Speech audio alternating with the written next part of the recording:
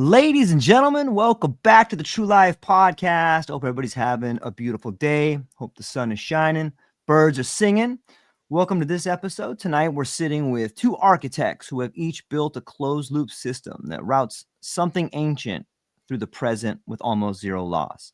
Hamilton Souther, pioneering maestro, vegetalista, and founder of Blue Morpho, who has guided more than 15,000 ayahuasca ceremonies across 2 decades in the Amazon.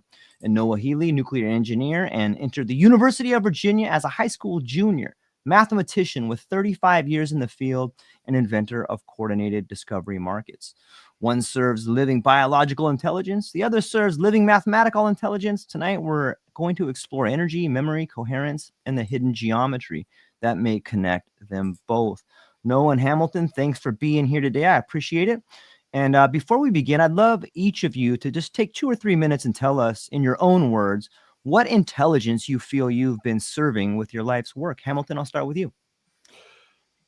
Appreciate that. I feel like the intelligence I've been serving is intelligence itself. I think of intelligence from a holistic point of view, that somehow this planet here in this cosmos birthed the kind of intelligence that we get to be a part of, with the intelligence to come up with the word intelligence. So it's a bit of a snake eating its tail to get to its own head, or it's a bit of an infinity feedback loop on itself, but it's what we use to understand and identify how we're having this conversation. And the nature of that, I think, comes directly from the earth, and we can study the earth from our sciences. And beautifully, we still have mysteries that are unknown. So there's something to still discover, to create, and to invent in this beautiful space that we know of as the earth. And so I just serve all intelligence, and I'm grateful to be here today with two very intelligent people. Nice. Noah, same question, my friend. Well, for me, I guess I'm team people. My point of view is that we've developed these rather more impressive inanimate objects that can do these things that are incredibly valuable as control structures, and figuring out how to put them in our lives in ways that's valuable is a kind of similar challenge to the development of furniture and the other more traditional types of inanimate objects, to figure out how to get them to be useful. So that's where I come at it from. Very nice. So I guess one of the things that I've been thinking about quite often lately is just this idea of spirituality. And I feel like maybe both of you come from different points of view over there. Noah, when I say spirituality, what do you like? What comes to your mind? I'd say the primary experience of the supernatural. Yeah, that's well said. Hamilton, what's your opinion? I agree. I think there's something essential to the universe, and I like to think of it as a perspective of something supernatural. And we have some way to tap into it. And I hope everybody in their lifetime gets to really have a deep essence of that and come to their own understandings. I think often spirituality gets presented as a set of belief systems, like a solution set or problem set of beliefs. And I think that's kind of missing the point. I like to think of it as spirituality is what gives us the capacity for beliefs. And so anything that helps us better understand the supernatural. Yeah, I like that. In a previous conversation, Noah and I were having a big discussion about change and what's happening in the world and the way to do it. And I had brought up this idea of maybe there's something to do with like religion, or there's something to do with like the mysteries. But Noah had mentioned like it has to be real. Do you remember that conversation, Noah? Can you break that down a little bit? Do I have that right? Yeah, I think that's fair enough. So there's a lot of room for deception in our sort of meta thoughts, if you will. So there's a story in Richard Feynman's autobiography where he was getting heavy into hallucinating, and he was afraid of LSD, so he was doing sensory deprivation tanks. And he's in a tank one day, and he suddenly realizes that he's foundationally solved one of the fundamental problems of quantum physics. He's really happy about that. So he gets out and because like he can't just like get out. The timer has to go. So he's in there like feeding on the idea for a while. He gets out and he gets to the chalkboard and he just starts realizing that this is just completely insane nonsense. That everything that he's just done was entirely meaningless, and that's when he gave it up. It is perhaps unfortunate that became a apparently fairly strong trend among the theoretical physics set. The mind expansion, consciousness expansion is a new phase of theory formation, and not so much time at the blackboard. But yeah, it's fairly easy to convince our things of stuff that turns out to be false, and we have deep historical evidence of this because there are dozens of places across, we define entire historical epochs by societies discovering their foundational assumptions about the nature of cosmology or morality or anything was just wrong. There's a science fiction author, David Brin, who calls them out of context problems and writes an entire genre of science fiction problems, where you think you've completely solved things, and then you discover that your basis of reality was just false. And he has this kind of story about you live in this society and it's basically peaceful and it's basically prosperous and everything pretty much works the way you think it's supposed to, and one day a boat that's larger than your village, that's made out of some kind of shiny material you've never seen before, horks in to the little fishing harbor you live in, and people you've never seen before get out with stuff you've never seen before, and it's all over now. Like you just didn't know what game you were playing, and the real game has just been introduced to you. Hamilton, what do you think of when you hear that?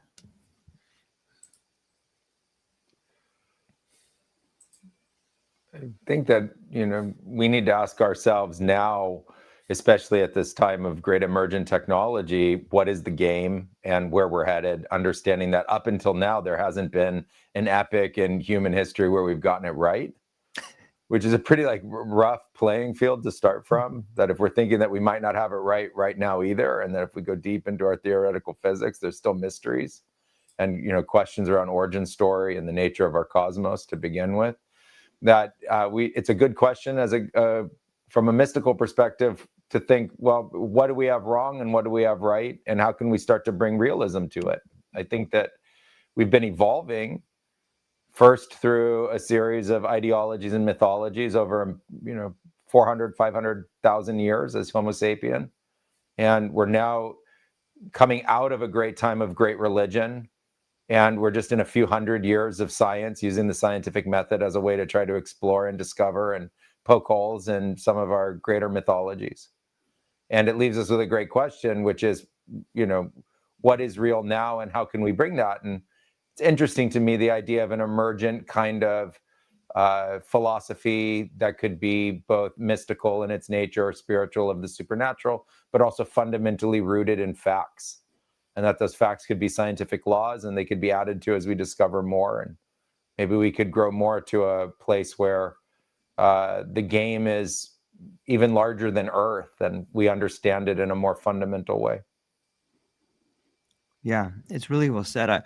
We got a Ghosta coming in over here. What's up, Ghosta? Thank you for being here. I appreciate it. He says, that is the problem. That is occurring right now. The truth is out and it permeates the whole information field already. I would push back on the idea of truth. I'm not sure that we fundamentally understand what truth we're dealing with here, especially when it comes to different ideologies or different parts of the world. There's Grand Priest who talks about the liar's paradox. How do we even define truth in these times? That's kind of a epistemological question, but what are your guys' thoughts on that? Yeah. You want to take that one first? I went first last time. Happy for you too. That's a big question. Okay. Well, yeah, I'll jump in. I've got well-developed thoughts on this one. So I see the three great breakthroughs of the early 20th century as quantum physics, relativity, and Turing's computational understanding. Um, and what they did was fundamentally break truth at a deep level, which we haven't repaired yet. So, um, you were talking about the scientific mode of being the basis of truth. The Enlightenment philosophers essentially did a bunch of work to claim that logic was strong enough to provide morality. They definitely had some internal pushback on that, but more or less everybody was on board with something close-ish to that proposition. Uh, and that's just not gonna fly because between incompleteness and incomputability, logic is not powerful enough. We understand how that works. And so what I see having happened over the last, call it a century, is that nihilists, those that at whatever level, usually every conceivable level, reject the proposition of truth as a thing, um, are generally speaking winning the arguments because on a technical basis they are correct. They are, of course, absolutely wrong because reality is real and the truth would have to actually be out there. But any attempt to defend any common belief that presently exists is doomed to failure because we know with absolutely no possibility of doubt that that's wrong. We've got quantum physics, which does a very good job of explaining measurements that we take of mostly small things. We have relativity, which does a similarly good job of describing fast and heavy things that we measure. We know that they're foundationally incompatible with each other. So that's a major problem. So we don't have a cosmography right now because the two explanations we have disagree. And then we have general computation, which mines holes in our very imagination and reason, and it identifies only a tiny handful of them, but it says that there have to be it has to be mostly holes.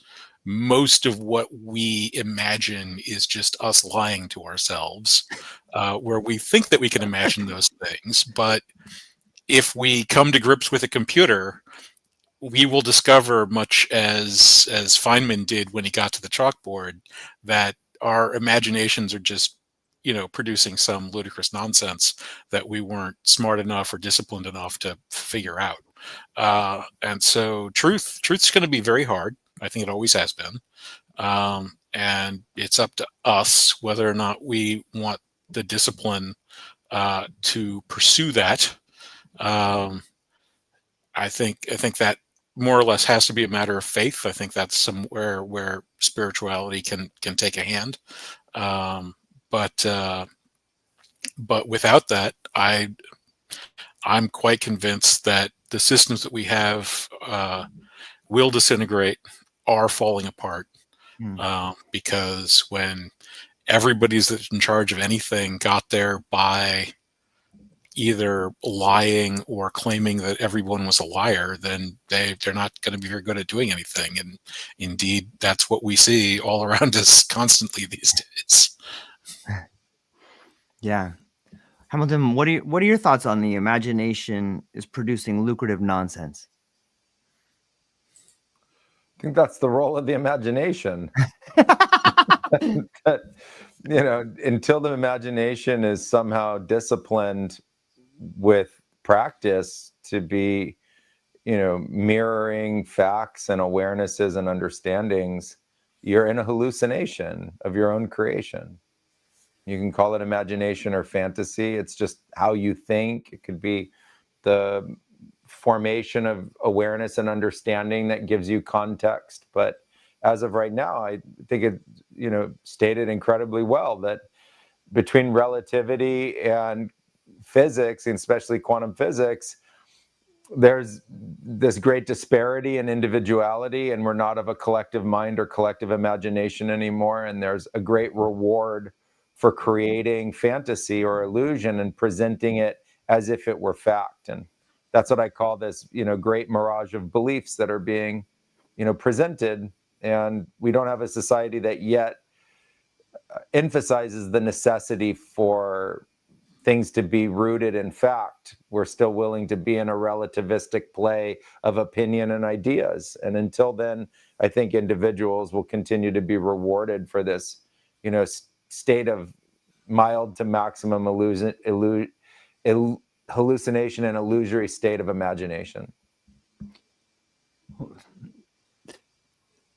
How does that fit in though with like the mystical experience? Because people could claim that like the mystical experience is just an illusion. It is just sort of this mirage of ideas that come to you in an altered state.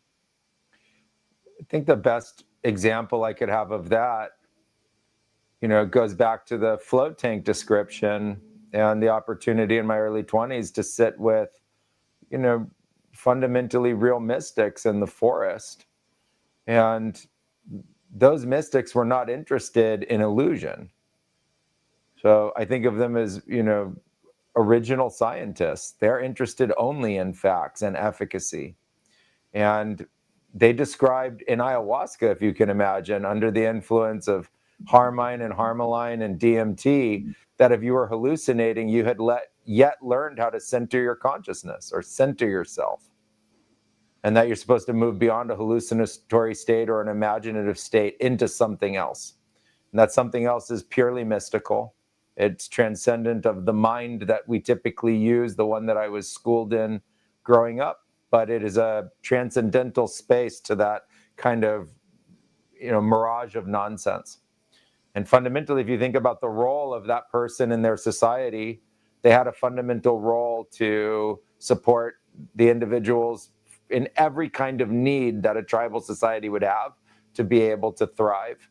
And so, some fall into the distortions of illusion, but my lineage was focused entirely on trying to discern fact from fiction.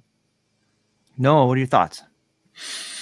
Yeah, well, I don't have those sorts of present day experiences, but again, I think that's a pretty obvious historical thing as well.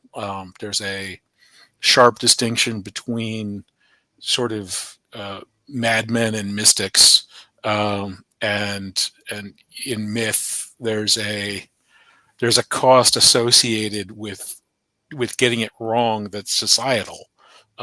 When like the Hebrews reject Samuel, that's the end of that branch of the monarchy, and David takes over. Or when the Trojans aren't paying attention to Cassandra, who is, canonically plugged into the universe and knows exactly what's going to happen, but is never believed. It tragedy after tragedy befalls them as they sort of blindly walk into these things that they could have just been like, oh yeah, well that's dumb. Let's just not do that. So yeah, I'd say that ethical and moral systems are philosophical and philosophical, and therefore they require external axioms, and those external axioms would have to be supernaturally available.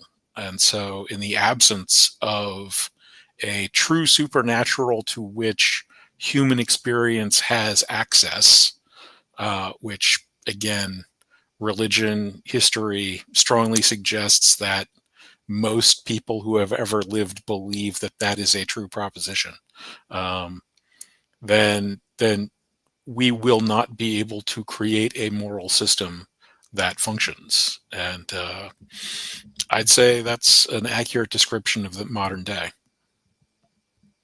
Yeah, it's interesting. I've kind of been going back and forth with some people on X, actually one of the founders of the X Prize, and I see this giant push towards this idea of anti-aging and longevity. But it seems to speak of what you're talking about right now. It seems like And I'm curious to get you guys' opinion on this. This whole move towards anti-aging and longevity, it doesn't seem anybody's talking about the moral or the ethical implications of that. Like, what about the idea of inherited power? What about the accumulation of resources? What are you guys' thoughts on this whole longevity movement? Well, the people who are pushing that are also, from what little studies that exist, out of a class of human beings with the lowest life satisfaction. Like, there is almost everybody that studies really highly successful people figures out that they're effectively highly driven, and they do what they do because they're seeking after something that isn't where they're looking, and so they keep going. Everything's in the last place you look because you stop looking right after you find what you're looking for. So these people just never stop. The tap is all open all the time, and that's why they get so far. Having that experience last forever is hell, isn't it? I mean, am I wrong? What do you think, Hamilton? There's a fundamental fear in our society about transition, and we talk about going back in the past associated with our systems, and this idea of youth worship in our societies that don't recognize anymore the fundamental role of aging as a positive expression of who we are and what we are, and the accumulation of wisdom that comes through that process. And it seems like there's a natural dissociation from the idea that ourselves are our aging bodies. And so, I don't know if there's a mythological desire to be Peter Pan in this situation and stay, unevolved forever in a pursuit of whatever is the personal desire. I think personally that,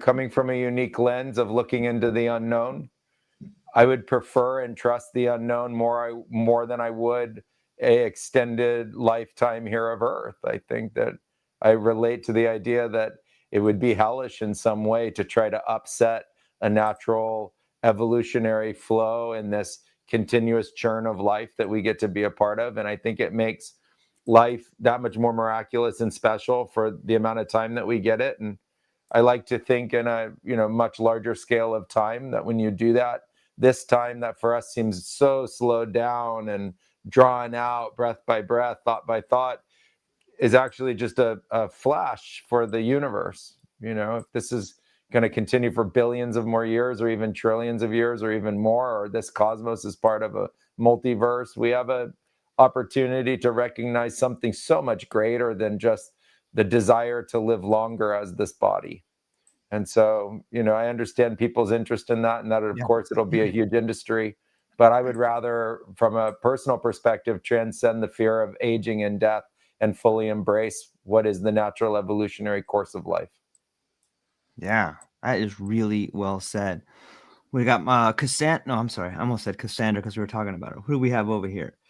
Where did that go?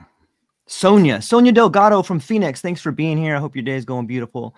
She asked the question, at what point does preparing for the future become avoiding the present? Noah, you want to take that one first? That's pretty tricky. Well, because there's the conflict of whether or not the present even exists. This goes way back. Aristotle pointed out that the past is essentially indefinite and huge, except of course it's not real, and the future is also indefinite and possibly even larger, but also it's not real, it's not here, and the present therefore is this kind of effervescent film between these two vast, transfinite sets. So that creates a real problem with what you do with the present. My essential idea for how to make markets function better is by making actions in the present all be the natural and reasonable outcomes of correct plans for the future. Um, and and so in that sense, I'm I believe that it is only through planning for the future that we can create a decision tree around what we're doing now, in ways that can help us. I'd say the hard part is how to get from here where you are to there where you're going, and that's something that we need society's help with all the time, because there's not one of us that can do what all of us need done. Um, and so finding a way to make that connection uh, is the challenge, and to some extent, all efforts not put towards those things are simply wasted. So if you're in the unfortunate position, which I believe almost all of us are, that there is no connection between sort of what you're doing and where you would like to go, um, there's no present to waste under those circumstances, which is horrifying, but again, I think fairly real. Yeah, agreed. Hamilton, what are your thoughts on that?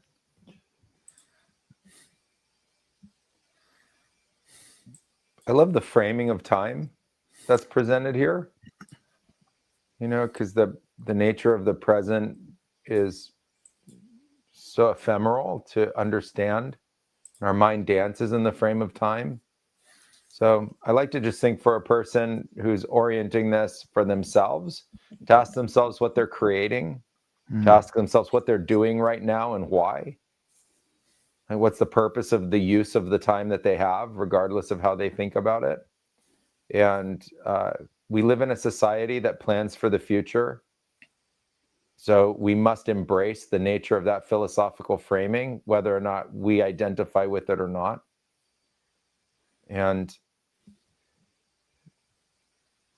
if you have a mass of people that are part of a social collective that agree to 401ks and pension plans, and you advance in your age, you don't have a solution for that completely independent of that 401k and pension plan, you'll find yourself out of a cultural framework, not out of a physics philosophical understanding of time. And so the practical nature of it is to orient to asking yourself what you're doing now and how that's going to affect who you are in the future. And so if you for instance, really simply had bought Bitcoin in 2010 and just held it and shoved it in a safe, you'd have a very different future now than if you didn't, right? Just you didn't know what was going to happen. You just planned for the future by buying something that was a lottery ticket at that moment, and you would have won the lottery in that sense from cryptocurrency. And so I think you just orient time to yourself and what you're doing. And I think where we look at that from a sociocultural perspective, you run into fear, that most people are driven by fear of the future to plan for now, like the idea of like your prepper or something like that. And I just wouldn't do it that way. I would look at it from a perspective of solidarity and trust in the future and trust in the universe, but also understanding our culture and understanding the direction that we're heading. And I love the idea of like this indefiniteness of the past and the future, and embracing for that in a beautiful way, like with openness and acceptance. And that way you'll find that you don't have to be in a state of fear today thinking about the future. You're in a state of calm, and you're creating the future that you would like to be part of. Yeah. I'd pick a bone with living in a culture that plans for the future, if I may. Particularly when you're talking about things like 401k and investment, one of the sort of fundamental issues underlying the general financial instability that we're experiencing is that the boomers didn't save for retirement, and it's not a close run thing. If you sort of take a very simple model of retirement, of essentially sort of being able to buy some asset that will then be bought back off of you for liquid capital in the future, a fairly critical part of investing and saving for the future is building a wealthy new generation that can afford to take over possession of the assets that you are accumulating.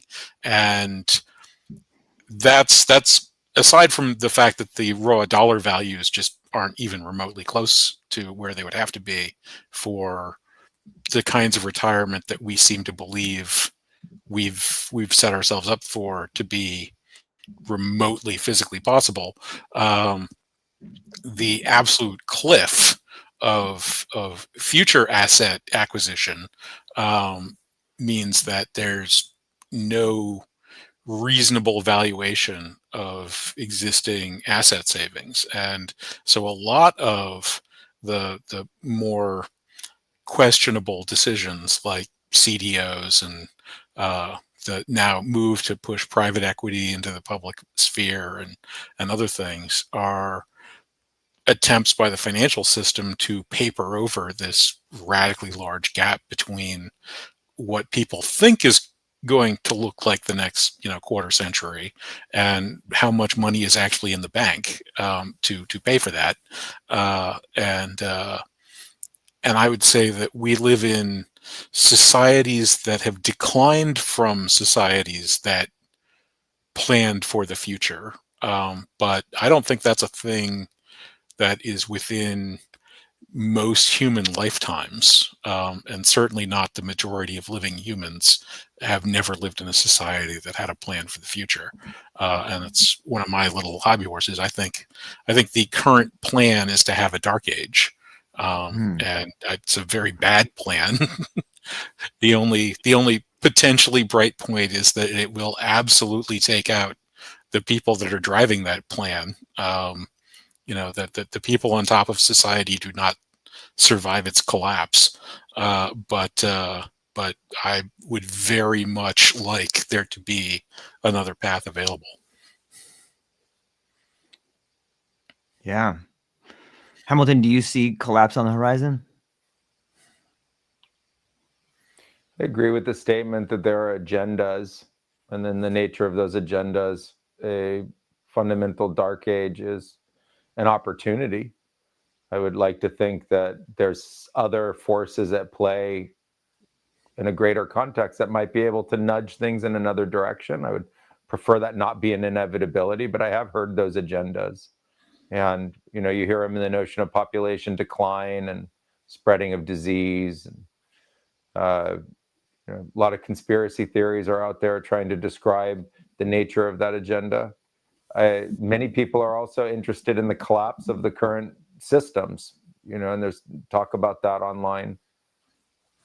I think that it's our responsibility to do something to ensure a greater probability of success that we don't go into a dark age. I don't think that serves anyone's children or future generations. So I think of that as like a poor orientation to our future, and that, it's the responsibility of those that see that like pending doom to ally and decide to do something about it. I've thought about that in different occurrences that, in a collapsing society, it opens up a lot of room for emergent society to happen. And so that becomes an opportunity for new cultural creation. And I would like to see that occur. Great. I would strongly agree with that sentiment. It's interesting. If I look at it from like a really, really big picture, if you look at like the demographic cliff, like there's 25 million boomers that are knocking on heaven's door in the next 15 years. Maybe all of this stuff that we're seeing is a collective fear of death. Like it would make sense that like all this sort of chaos and stuff we're seeing is similar to the body's response to like an adrenaline rush or an anxiety rush. And of course, you see all these people wanting to live forever, or you see these financial markets beginning to fail. It's the same thing with the collapse of ideas. And if a large part of our world is dying, like 25 million people in the next 15 years, maybe what we're seeing is sort of that effect on the planet. What are your thoughts on that? Well, that's definitely a major issue for us in America. 25 million people over 15 years out of a population of 8 billion that expect to get 80 years out of a lifetime, which is a little optimistic for us, frankly, is 10 million people a year. So that's 25 out of 150 million is just sort of expectation levels there. So again, we're punching above our weight because we had a baby boom when we did, and other people had it at different times. But that's I think that's probably real. One, I think, little cultural observation I have about the boomers' indirect effects is who the hero in movies is. When you watch movies from like the early 70s through like the 80s, the kids are the heroes or the young man, and then sort of the new dad became the hero coming into the late 80s and the 90s, that age. And now the geriatric is the hero of the of the piece. And it's a little weird as somebody that's generationally younger than that, that you were like, yeah, like these were good. Like, I saw these and I was like, hey, these protagonists my age were like awesome. And then you're like, but there aren't any more young kid awesome stories anymore.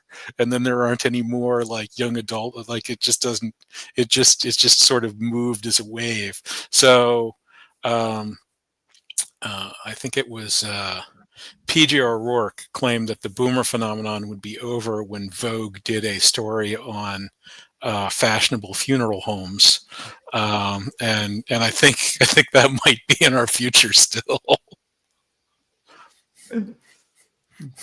That's classic. I got a ton of questions chiming in over here. I see you guys over there. Let's go. This one says that this one's coming from my friend Maya. Maya, thanks for being here. I hope your day's awesome. She says, are financial systems reflections of human psychology or distortions of it? Yes. so the value proposition of the open market is the collection of information from a disparate group of people. So the idea is you've got people that are farming grapes all over the planet. You've got people that are eating grapes all over the planet. How many grape farmers and how many grape eaters should there really be? When you go into the grocery store and pick up a cluster, you don't want to care about the 18th generation, Roman descended farmers that are just sticking their hands in the dirt because that's what makes them feel alive, versus some tech pro that just bought Southern Indiana and figured out a way to turn robots into grape farmers. Like you want grapes, like you're about to enjoy this sweet snack, and so there's a vast amount of human psychology because what you're distilling is what people's lives, what they want out of life, both to build what they're going to build in their achievements and just food, shelter, clothing. But we can't scale that.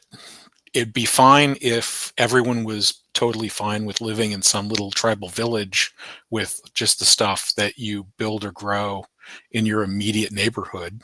and world population was in the tens to hundreds of millions instead of billions. Like that's a thing that's happened. People can do that.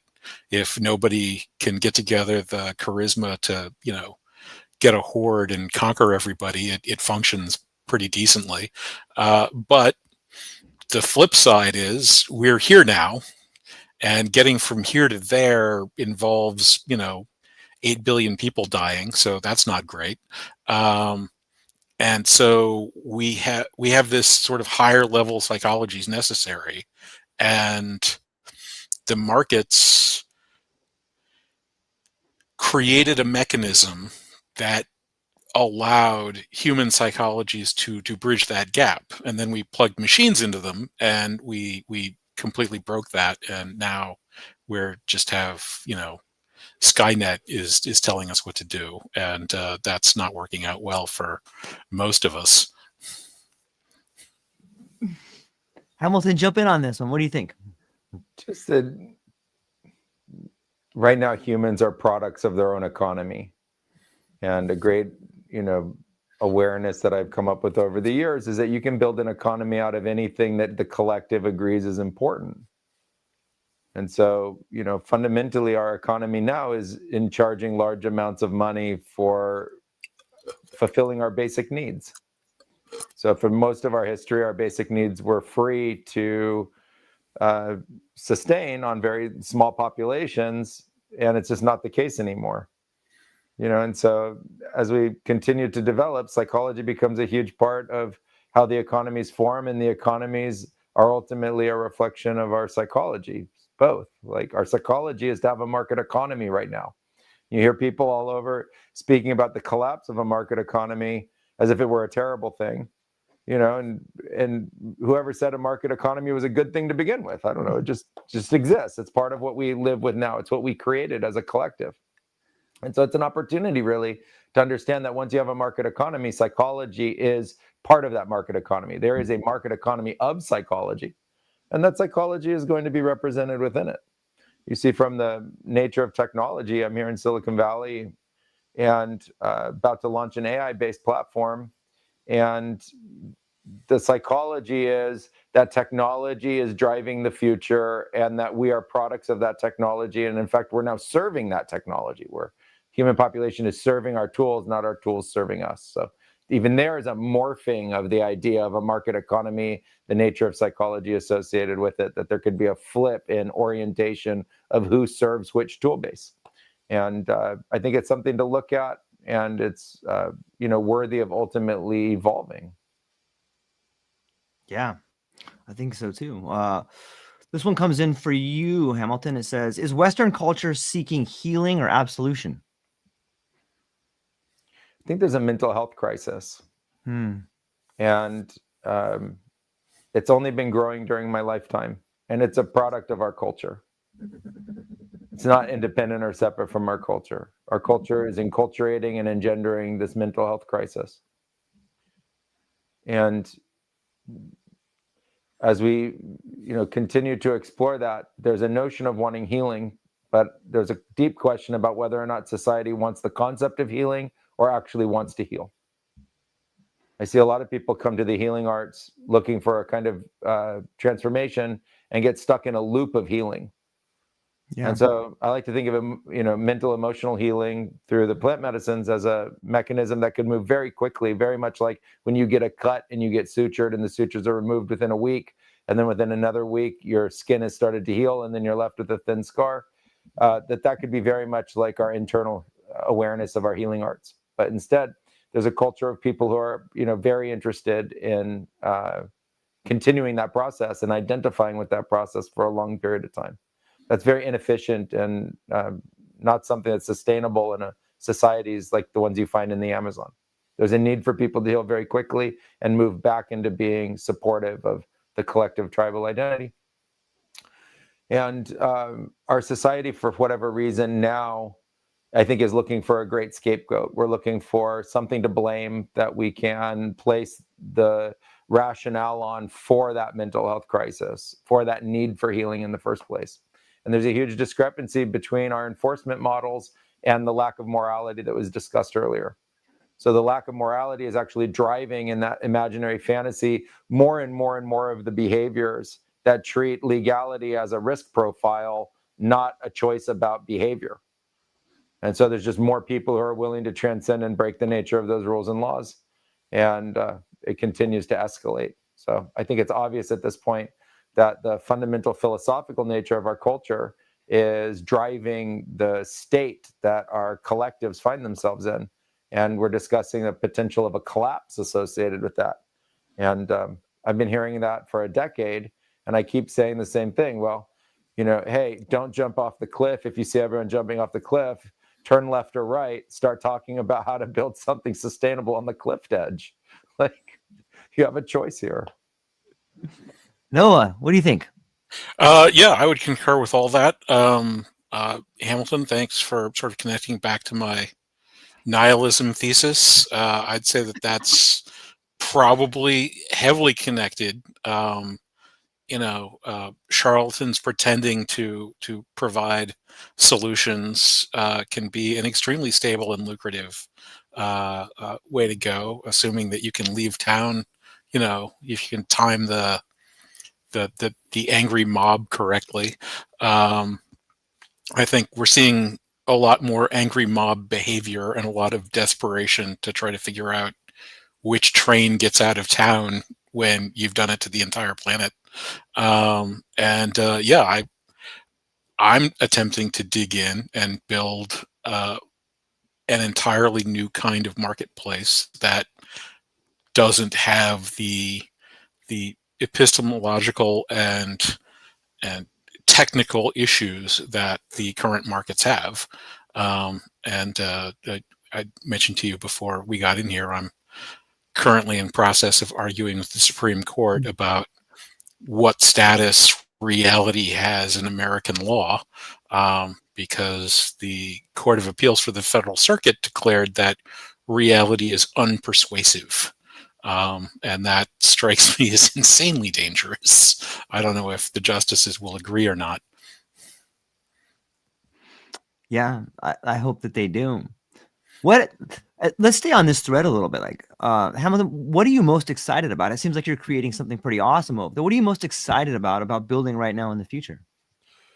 The thing I'm most excited about is the nature of how artificial intelligence tools amplify the creative capacity of individuals. And that if we understand the nature of the tools as being, not all of them, but most of them being pretty neutral, we have an opportunity to amplify the power for creativity and what we would think of as, like, for lack of a better word, good. Like the opportunity to actually be smarter and more thoughtful in our presentation of ourselves. There's obviously a slippery slope there, and that it can go the opposite direction. The tools can be used for rapid acceleration of other problems. But I also think this is the first time that the populace is going to have an opportunity to really participate in the voice that gets created out of the use of these tools. So our project is called Minty, and it's really about harnessing collective creativity and around AI generative platforms and providing a safe and stable monetization platform for that, so that creators can start to earn genuine revenue from their creativity. And there's all sorts of controversy around this subject. So, it's quite interesting in and around copyright law and I think who got trained on and why it got trained on and how it got trained on, and how you pull out who owns what in this world of collective mind share when great embedding spaces are holding the totality of that mind share, and who owns that mind share. It starts to really tug at these questions inside these market economies, and the what I think of as a very loose tapestry of support from the systems, as no one's finding out, sadly, about things that just seem ludicrous or completely illogical. And so in the middle of all of that, I'm excited about what we can do with these tools and what's coming. And I think maybe, a transition out of the dark age is the amplification of collective intelligence. And I think that the current model of AI is a very early foundational step to what that could look like in 5, 10, 15 years. So I will say the The Industrial Revolution was an exceptional event in human history because it was the first exponential expansion of human economic capacity. The original Watt steam engines were used to pump water out of the mines that they were pulling coal out of, and of course then they were using that coal to power the steam engines, and that's the basic, like that's all you need for exponentiation, is that when the thing that you're doing is proportional to the rate that you're growing. And so that happened. But particularly in the century since then, mathematics, and particularly computational mathematics, has been deeply fascinated by much more powerful kinds of operation than exponentiation. And sort of regular human psychology already isn't particularly great at thinking about exponential systems, but exploiting computer technology gives us the opportunity to be looking at very hyper exponential systems and transformations that could be extraordinarily sudden, extraordinarily general. And yeah, there's a lot of sort of fun scraps of things. The George R. R. Martin has an active case with a few dozen other people around suing some of the AI platforms for copyright infringement. He also released a new and illustrated version of some of his classics, which appears to have used AI generated art inside of them. So that's a choice, I guess. Um, the the commodification of a lot of things, like pop music doesn't have to be AI generated to be soulless. We just have the same five guys writing all of it, and they do just fine. Like they don't need they don't need a computer to do that for them. So I remember I saw a scrap in an interview with I think it was Branton Marsalis. It was one of the Marsalises. I can't remember which one. I think it was Branton. And he was talking about why people didn't buy music anymore. And he was saying that his son listens to sort of current popular music and he never buys any of it. And he's, as a professional musician for his entire life and from a family of professional musicians, he's totally fine with that, because why would you ever listen to any of those songs again after like a week or two? Whereas he owns, I think it was Wagner's Ring Cycle, but he was talking about like classical music pieces, and he's like he owns these things and he listens to them over and over and over again. He's been listening for decades and he keeps going back and finding new things. He's like, that's real. That's like an intense, meaningful, impressive accomplishment from which, as a professional artist, I can learn and grow. That's a foundational and important thing, and he owns it, and he's happy that he does. And if we can build a lot more things like that, well, the world looks real different than it does right now. Yeah, I think we're on the cusp of like the greatest explosion of creativity. Excuse me. Like all these AI models, they give an individual the opportunity to have the same resources as like a Fortune 500 company not that long ago. And and I see it in the people that I talk to, I think we're moving, and this might be the antidote for consumption, is creativity. Like it's so beautiful. And you get in that state, you get in that zone, or sort of that observer versus field sort of, paradigm where you can really create, you can channel whatever energy's out there and then create it out there. I see it. I see the antidote to consumerism as creativity. I see it with what you're building, Hamilton, and the same thing with you, Noah, with the coordinated markets. It's an exciting time. And I think if we can focus on the solutions instead of so much of the collapse, we can really see a whole new world being born out there. Is that too optimistic? I don't think so. I mean, I think there's 8 billion human beings that want to wake up tomorrow, Right. and collapse isn't going to make that happen. Right. So you know, any one of them, and I don't think it's that complicated to get yourself heading down the right path. Right. Right. Hamilton mentioned the importance of sort of telling the truth. I think it's pretty close to that simple, because what's being sort of popularly pumped out is just so clearly nonsensical and clearly insane, um, that all you have to do is just say so. It's like, wait a minute, uh, you know, weren't you speaking in a different accent, on this TikTok on my phone, saying the exact opposite of what you just said to a different audience 15 minutes ago? Like, what the hell's going on here? Um, and and just that, a core of honest people that actually start building things will make real things, and there will be no competition for that because the other things we have are Potemkin. If there's one thing, I want to pose this to both of you guys. If there's one thing that we could begin doing today to fundamentally transform education, what would it be and why? I really love the idea of a project we're working on in this space, which is about understanding better what a human is and understanding better how they learn, and teaching a person that way, not through a general model of education. And the nature of the tools that we're talking about, not right now, but just in their next evolution, will be able to be hyper specialized to an individual.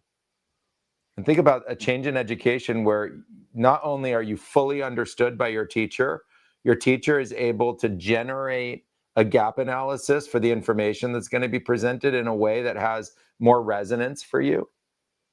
And that alone changes the nature of teaching. And often that level of education was only allowed to our highest elite. And this very low level general education was given based on socioeconomic level. Yeah. And I think the democratization of that would be the biggest impact that I know of right now in education. I love it. Yeah, I'd concur. I always pound the drum for better math education whenever I'm asked the question. I think that we really ossified our math education thanks to NASA. This is basically public knowledge. The Nazis at NASA were asked how we could beat the Soviets now that Sputnik was in the air. And so they said, okay, this is what you got to do. You give everybody an IQ test. You take all the smart kids, you put them in math class. You take all the dumb kids, you put them in dumb kid math class. And the smart kids go learn how to be rocket scientists. You teach them how to add, you teach them algebra, teach them geometry, you teach them trigonometry, teach them calculus. Then they go become rocket scientists, and then we've got rocket scientists. And the Kennedy administration said, wait a minute, we're America. We can't say that kids are dumb. We have to win elections here. So we'll just put everybody in rocket science class, and that's just what we'll do. And there's so much more math than that. It's like if the way we taught English class was, we said, well, people are supposed to be William Shakespeare. So the way you do that is you read some Greek poetry and then some Latin poetry, and you start writing plays, and then that's just it. You just keep writing plays until you're writing Shakespearean plays, and there's no fantasy, there's no mystery, there's no historical fiction. Like, no other genre of books exists. We just train everybody to be William Shakespeare, and you would get a lot of very dissatisfied children that hated English class, and we have a lot of dissatisfied children that hate math class, that might be really good at geometry or statistics or combinatorics or logic or any one of the thousands of other subjects in mathematics that are accessible to people who haven't been through 8 years of graduate school already, but that we don't actually show people until after they go through 8 years of graduate school. So yeah, I think that'd be a big one. I love it. I got to give a shout out to my daughter, Sky Monty. I love you so much. My daughter, she just turned 12, and at the age of 11, she published her first book on Amazon with the help of like AI. And I thought to myself, like, why can't kids graduate 8th grade with a residual income, especially with the tools that we have? Like, maybe they don't have a huge residual, but maybe they have a product, maybe they have a service. Like, do you guys think that that's too forward thinking for schools to begin adopting? No, I mean standard apprenticeship for ages. 12's a little precocious, but Sure. early teens, um, if you got into the blacksmith shop, you've made nails by the time you're 12. Um, and yeah, having some actual work product that isn't the scroll that your parents have magneted up on the freezer, strikes me as an entirely reasonable outcome for a human being that's 60% of the size of an adult to be producing. I like the idea too that, what the education will be in the future doesn't have to be an extension of what the American education system was from the 60s, 70s, 80s, 90s, and early 2000s. It just doesn't have to be. We have an opportunity now to transcend whatever the limitations were in that and start to present education in a new way. And so I think that's a responsibility of a parent to decide, how they want their child educated. That's the fundamental formation of their mind itself. Like, there's no greater opportunity for a child. And so I think if a parent has that responsibility within them, they can start to think on their own, not just give to the government or to give to a private school, the understanding of what their education could look like or needs to be. And ultimately, in that, they could be very productive from a very young age. I started my first business at the age of 5. I would like to say it was that money that I saved from the age of 5 that led me to ultimately be an entrepreneur throughout my entire life. And so that was my seed capital. I started curbside recycling in my neighborhood. I was ultimately put out of business by the state of California when they mandated it throughout the entirety of the state. But I was taking trash and turning it into money from the age of 5. And I thought it was a great thing to do and organize our entire neighborhood to just, recycle. So these things are ideas. Obviously, as no one says precocious, that's okay. Help them be precocious if they can, right? Just help them be industrious, help them be a solution to our society. Not everybody has to be precocious because many students, or many children bloom later. Like, find them in their talent arc and support them, and think about productivity going forward and help them be innovative for the society we want to create. I think like this is an opportunity that we don't want to have our children recreate what we know is the collapse. So if we know we're headed to a collapse, you got to teach them something new, guys. Give them an opportunity. Give them a shot to be the solution set we need. Maybe while we're collapsing, they can figure out another way to outgrow this. Because when we talk about a collapse, I think apocalypse comes to most people's minds. But what if it's just like a slow decay and morphing into ultimately something else? Well, I would rather accelerate the morphing decay understanding into the creating something else understanding. And so if your children, if you're, like for you guys, if you have children and they're learning and they're young, turn them into the solution, give them an opportunity to think that way, instead of indoctrinating them in the darkness that we're fearing. Allow them to recognize that they could actually create what the world gets to become. Yeah, I almost feel like we're drowning in safety. I talked a while back with Joseph Sassoon, and he, you know what I mean? And he was telling me this story. He wrote this book called Letters from His Family. And he was his uncle or his grandfather at the age of 14 is in Europe doing business deals for the family and writing these incredible letters back and forth and stuff. But are we drowning in safety? Well, let's both take that. Noah, start with, are we drowning in safety? Well, I think this goes direct to the point you were making about life extension.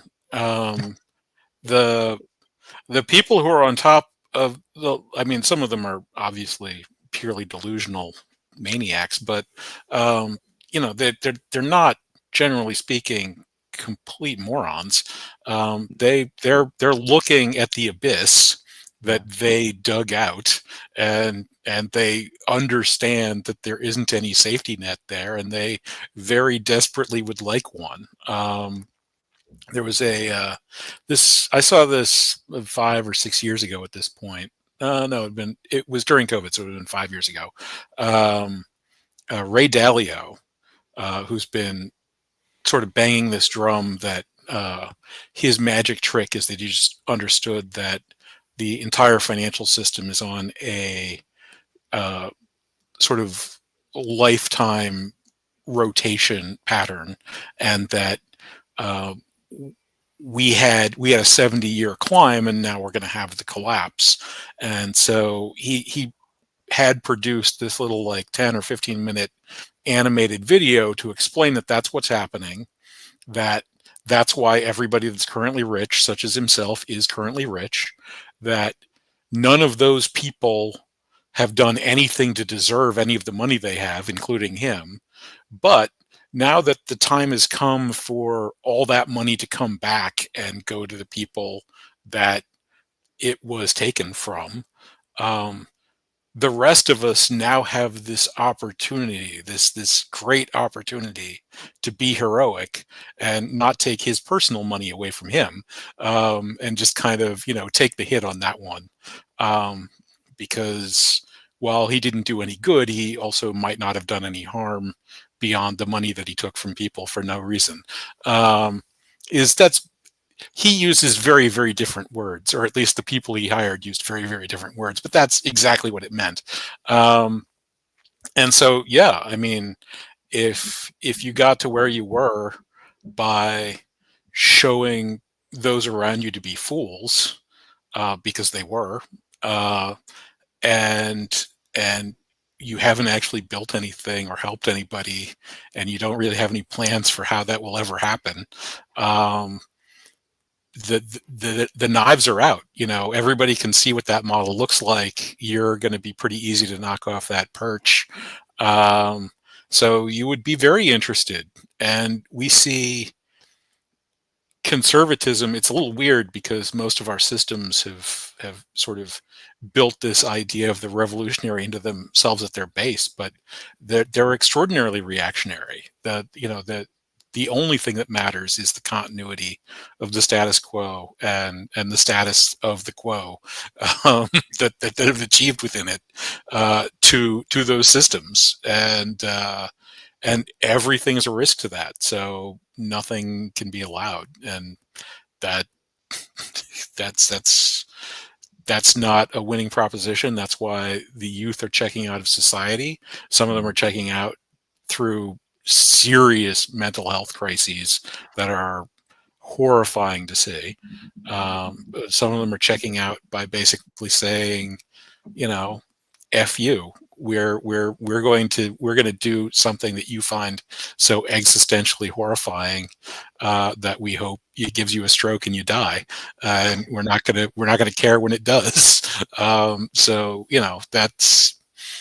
that's something. And for your daughter, are you familiar with the works of Gordon Corman? Because that was his life path. Actually, I think he was 13 when he published a humorous story for kids, and he's been publishing humorous children's literature for the last like 40 years now.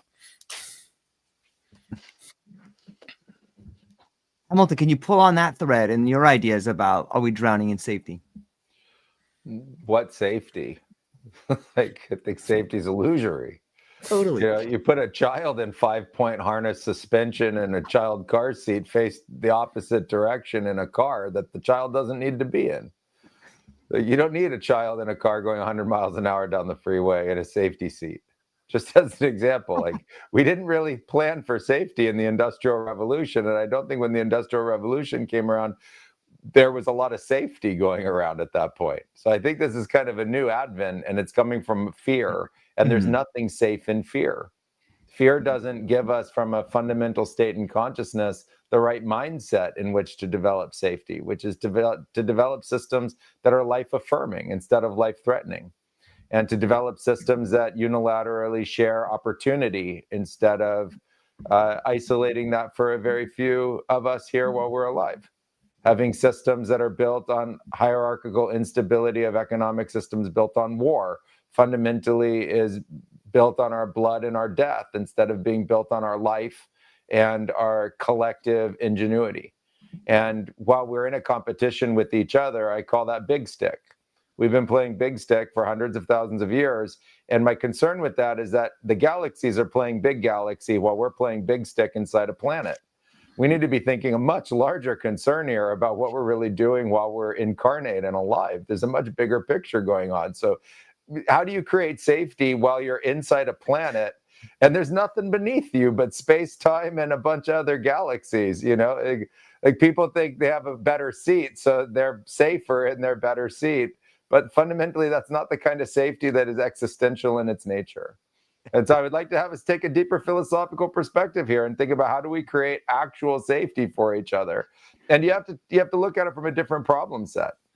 You have to look at it that we're in this together, not individually, and that there's a collective that we're a part of. So if we do that, I think we can create safety. But for right now, it's not safety. It's a risk profile that we like to measure and play with. And, you know, right now, society are gamblers at heart. And so they're gambling with everything. Yeah, I'd like to sort of follow onto that.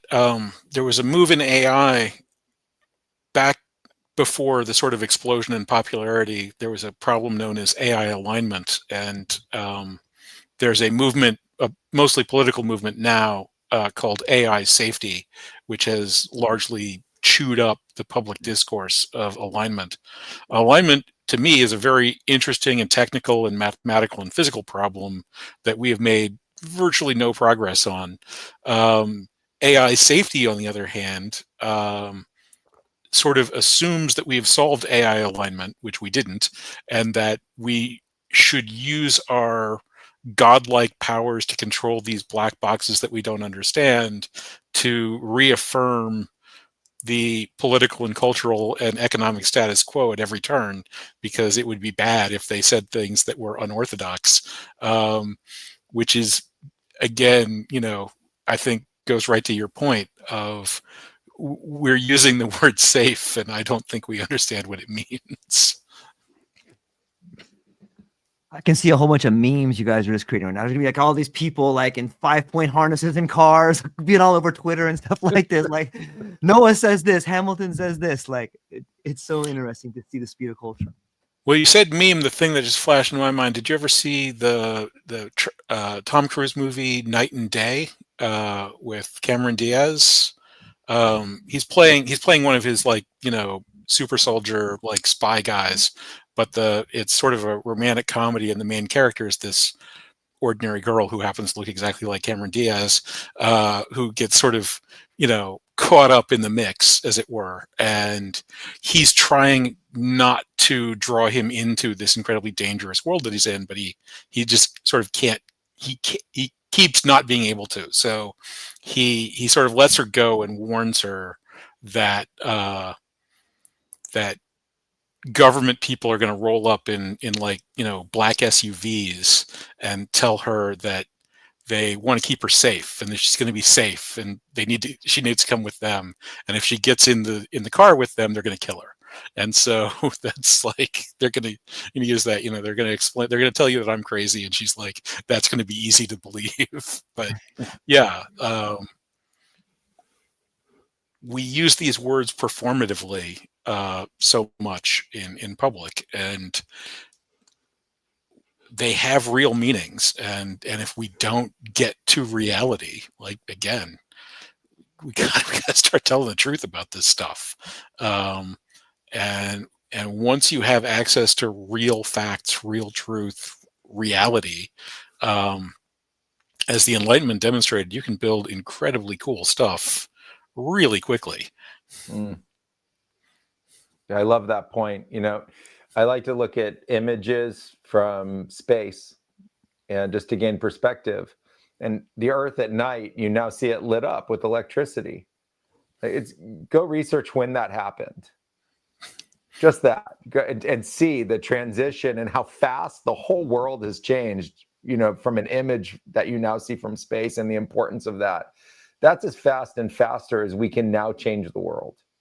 I think that in terms of exponentiality, we've gone into an exponential phase where in 5 years, we could have these things solved if we put collective intention on them.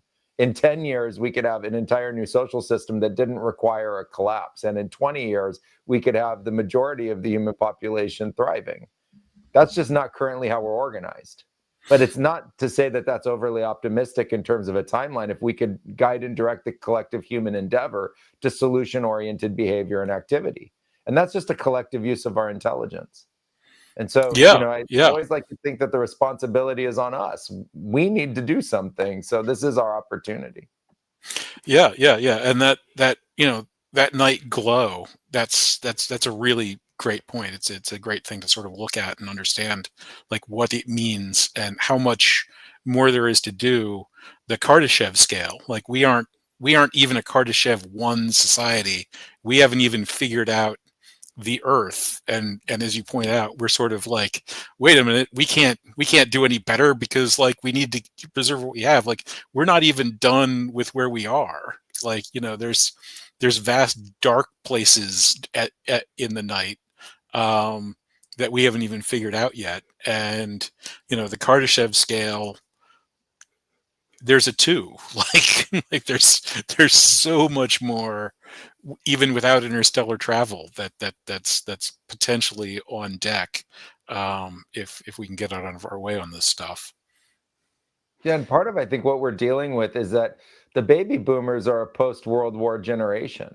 And I love sometimes seeing these memes on social media that say, like, if you think you had trauma and wonder why your parents did, and then they tell what their grandparents went through. And it was a very difficult time right before World War I, World War I, et cetera, into World War II. This is a massive time of escalated conflict that people have kind of forgotten. That is the seed of the stories and the ideas, the sci-fi, the heroes that were mentioned earlier that were coming out, that were popular at a period of time.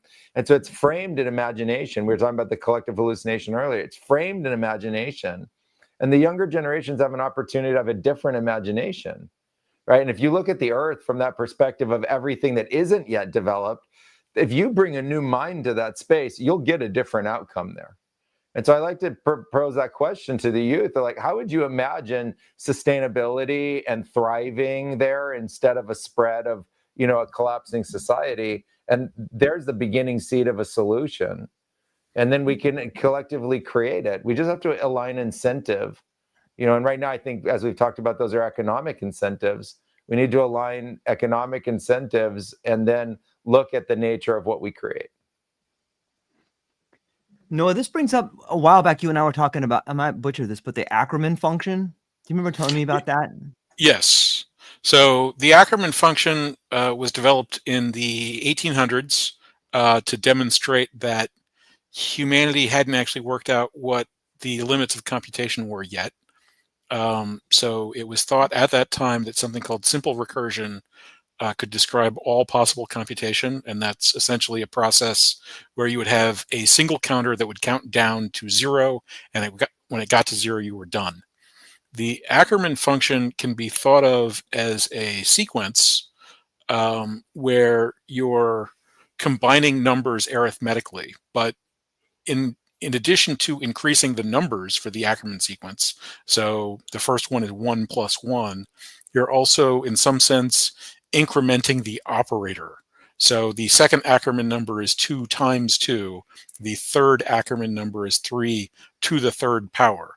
So each time we take a step forward, we not only increase the numbers, we also increase the way in which the numbers are combined to the repeated version of the previous combination. So addition is something that we sort of understand as a kind of a shorthand for counting.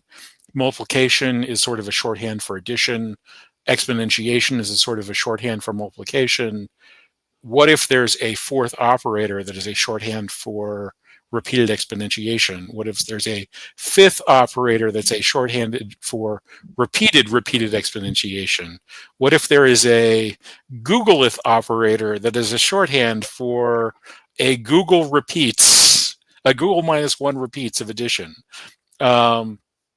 And so the Ackermann numbers get real crazy real fast. So the sequence goes 2, 4, 27, and then the fourth number has like many digits, because 4 to the fourth power is 256, 4 to the 256th power is a number with around 53 digits in it, and 4 to the power of a number with 53 digits in it is a number that has something somewhere in the neighborhood of 110 to the 150 digits. So a Google times the square root of a Google times 1,000 digits.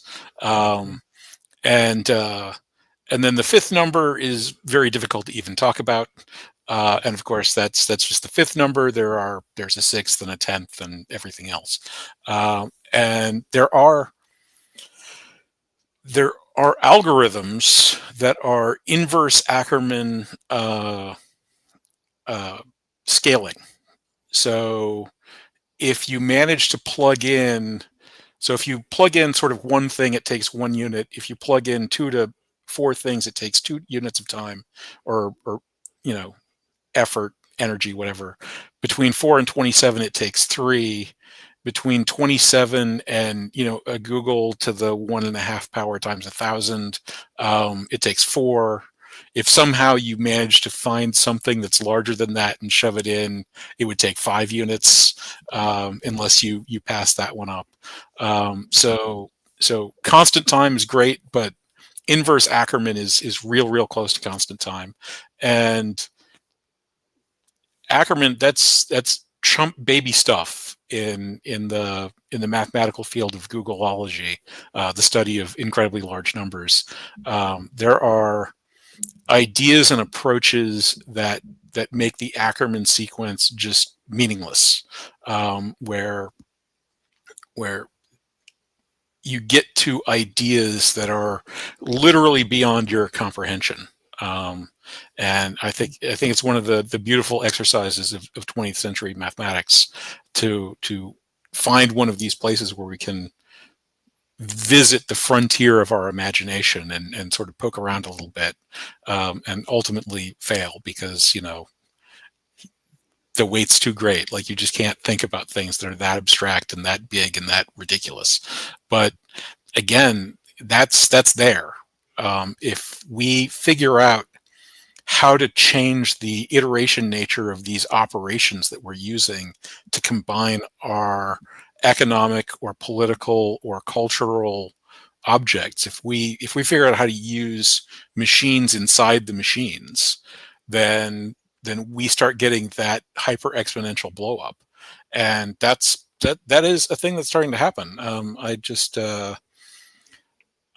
sort of was at a conference a couple of weeks ago. I was explaining, it's not my paper, DeepSeek wrote it, but they worked out a way to put sort of a transformer inside their transformer for hopefully their next version of DeepSeek, which changes the pattern from computing a token sequence to computing a continuous function over token vectors. And by using a token vector of size 4, they were able to get a 4x speed up in their training time. So they were able to create models that took the same amount of effort to produce that were 4 times larger. And models that are 4 times larger are, as we are familiar, vastly more capable. And so those kinds of ideas, if they can telescope within that efficiently, that's a hard problem, but it's one that might be very, very fruitful. Are we going to see that in Minty, Hamilton? That's a great question. I think what's really interesting about the AI space is the nature of how we try to imagine both the math and the phenomena that's taking place inside the black box, and how it plays in numbers that for most people are much larger than they know how to orient. Or I was just in a conversation recently at an AI incubator house in San Francisco where we were at a dinner and just discussing, how to imagine the dimensionalities. Like if you ask ChatGPT how many dimensions it runs on, it's going to say 16,000 plus dimensions. And trying to understand imaginary dimensions in mathematical vector space compared to like dimension 1, dimension 2, dimension 3, and like this geometry we'd learn in school.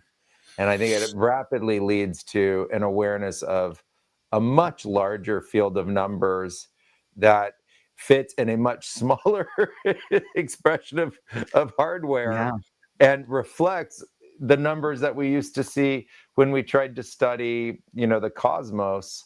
And then how, if you bring those numbers back to try to understand something in your natural environment, like a question I like to ask people all the time in around these big numbers is, try to imagine the number of electrons that you are and is the room around you right now. Just try to imagine that, and then try to imagine that accurately, like to the exact number of them. Right. And this idea of playing on the edges of the frontier of imagination, especially in the number space, I think is a fascinating awareness that we have to try to bring some sensibility to that collective kind of imagination around realness, and how to get the imagination to become real and honest in its nature. And so, in the idea of Minty, there's an understanding that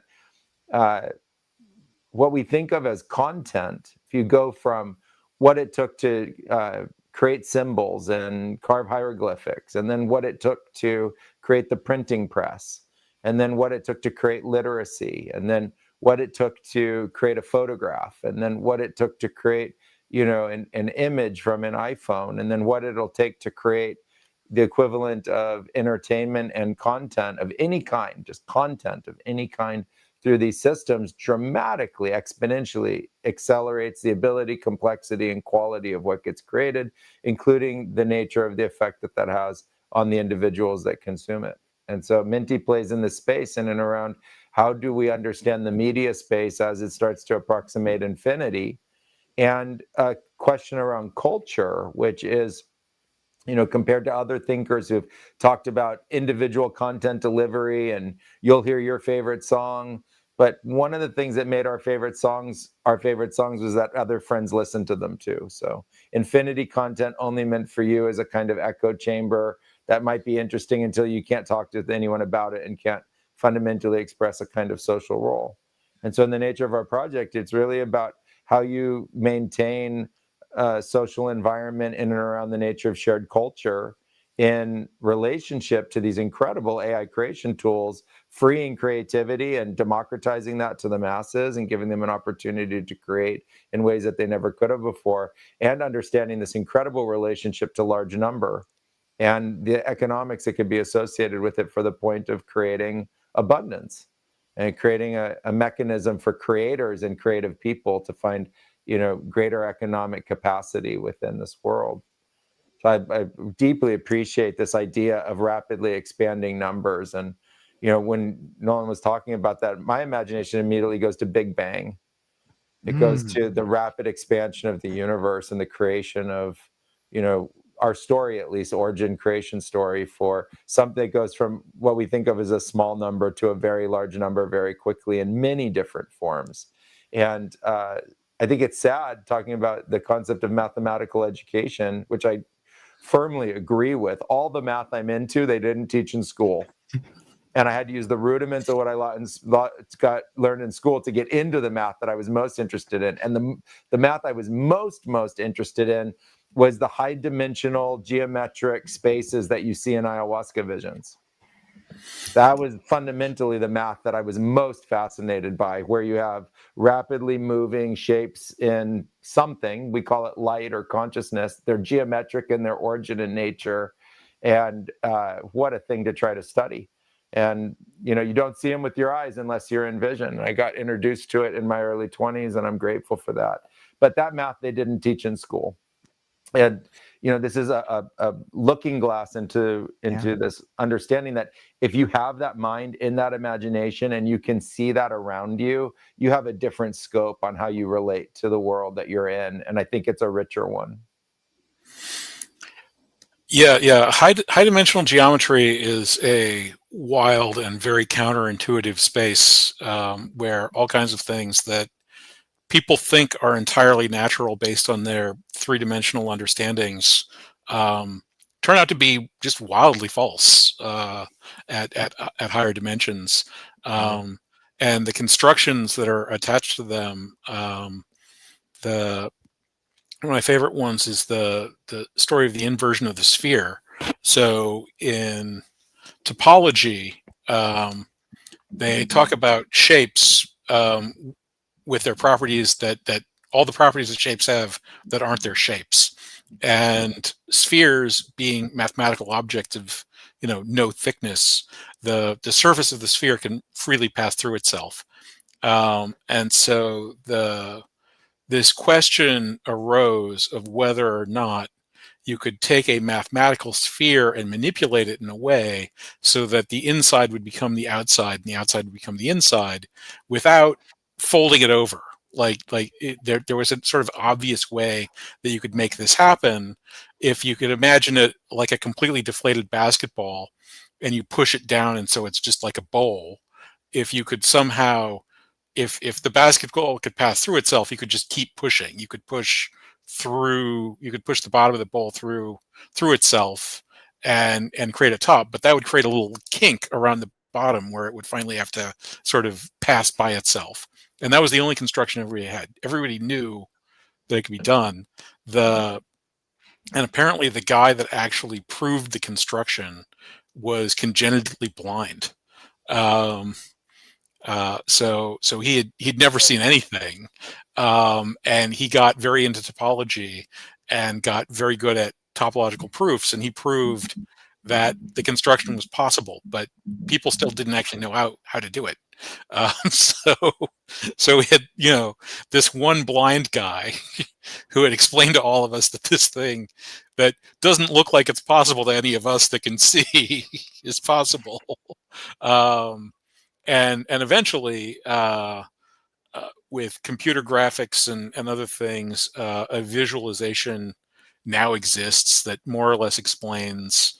It's rather pretty. You kind of twist the system, and so it sort of twists past itself, and then that lets you sort of have this crinkly surface that you can move through itself without that ridging problem happening, and then you undo the twist once you've got the bowl kind of through itself, and that's how it works. But yeah, it's this weird space where things that certainly do not sound like they would be possible, and in this one case are originally illuminated by people who have no personal material experience of what you're looking at,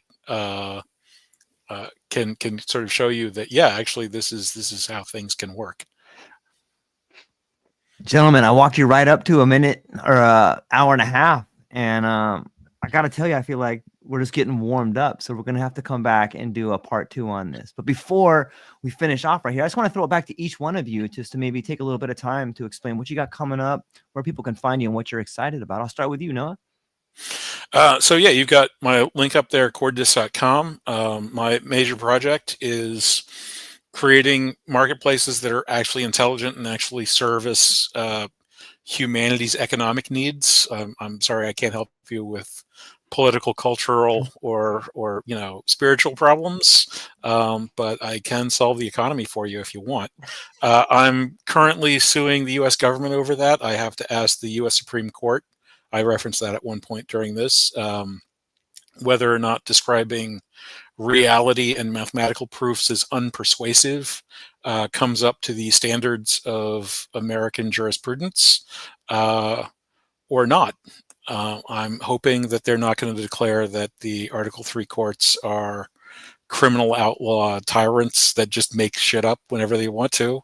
But we will find out in a few months, probably. I've got about a month and a half to pull that together. And how can people support you if they want to read more about this or they want to? Reach out, connect. Again, it wouldn't take too many knowing guys to pull together to start building these. The fundamental technology is pretty simple. It's just getting a user mass that's large enough and legal is the challenge. And so, yeah, I'm not much of a salesman. So if you are, or you know one, let's talk with each other. And if you're just curious and interested, let's talk. Fantastic. Hamilton, where can people find you? What do you got coming up? What are you excited about? Yeah, find me at hamiltonsouthdare.com, and you can find me at bluemorpho.org. That's where we do our plant medicine work and our retreat work. And we also have plant medicine courses there. So if you're interested in learning the things that we've talked about, I teach, and I'm a founder of our own academy, first academy in the world that teaches plant medicines in these ways. And you can also be on the lookout for minty.fun. We're in testnet right now, and it's coming out in mid-December. It's an exciting launch for us. Gentlemen, mind-blowing conversation. I'm so stoked to get to talk to both of you, and thank you very much for your time. Hang on briefly afterwards to everybody that hung out with us today, and to the people I didn't get to, from Lila, Tariq, Jonas, Nia, Raphael, Emily, Marcus. I see you guys all over there. I hope you're having a beautiful day. I'll forward you guys questions. Ladies and gentlemen, that's all we got. Aloha.